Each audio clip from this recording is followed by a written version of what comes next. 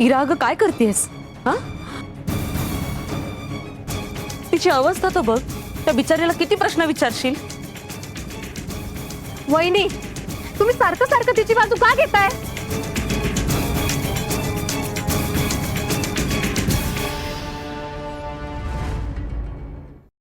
त्याचं कसं आहे ना इरा, धैर्य भाऊजींनी सावीची जबाबदारी आमच्यावर दिली. तिची काळजी घेणं हे आमचं कर्तव्य आहे. आणि म्हणून आम्ही तिची बाजू घेतो. कळलं?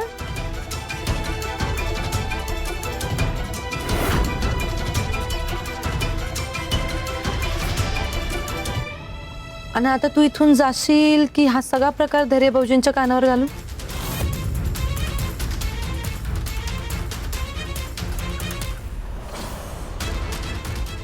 जातेस ना?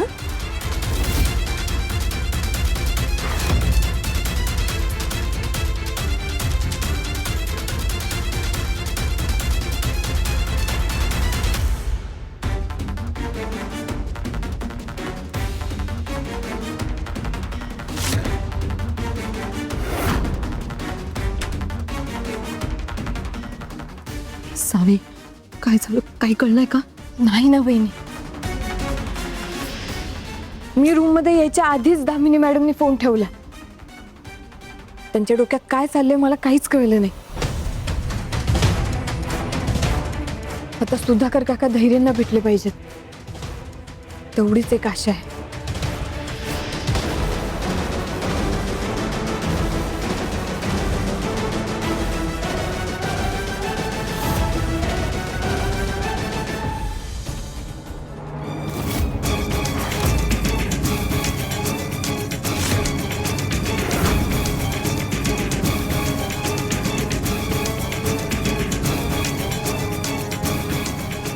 हां सर, मी बघतो आणि कळवतो लगेच.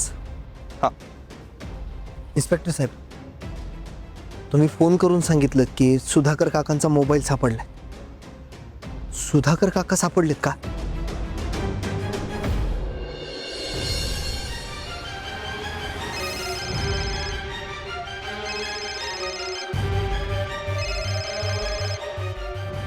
वहिनी, रीनाचा फोन आहे. नक्कीच तिला गाडीबद्दल काहीतरी कळलं असणार. तसं झालं तर बरंच होईल बाई. हॅलो रीने, काय झालं? गेला होतात का तुम्ही? काय कळलं का त्या गाडीबद्दल? कुणाच्या गाड्यात काय? साव्या ग, काहीतरी गडबड आहे. काय गडबड? कसली गडबड? हे बघ, तू दिलेल्या चारही माणसांची माहिती आम्ही काढली आहे. ते चारही माणसं आहेत ना, सरकारी अधिकारी आहेत आणि लई मोठ्या पोस्टवरती काम करतात. त्यामुळे ते हे सगळं असलं काहीतरी करणं शक्यच नाहीये ग. आणि तू ज्या नंबरच्या गाड्या सांगितल्या होत्या ना, त्या सुद्धा त्यांच्याकडे आहेत खरं, पण त्यांचं मॉडेल काहीतरी वेगळं आहे.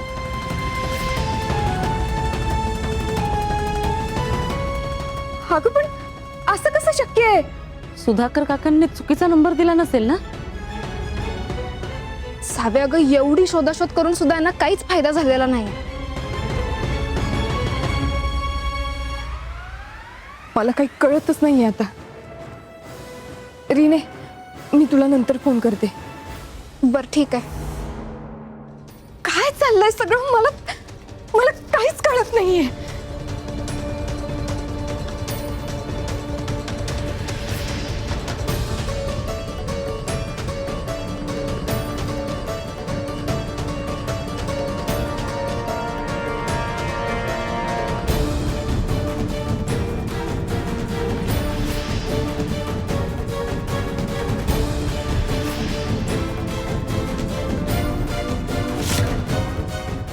सावी, अगं नंबर तर हाच दिला होता ना?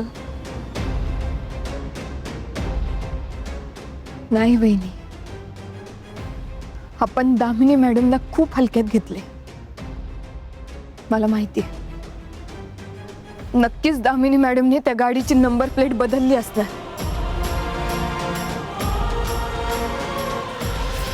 आणि आपण चुकीच्या नंबरचा शोध घेत होतो. दामिनी मॅडमच्या विरोधात पुरावा मिळवणं खूप अवघड आहे.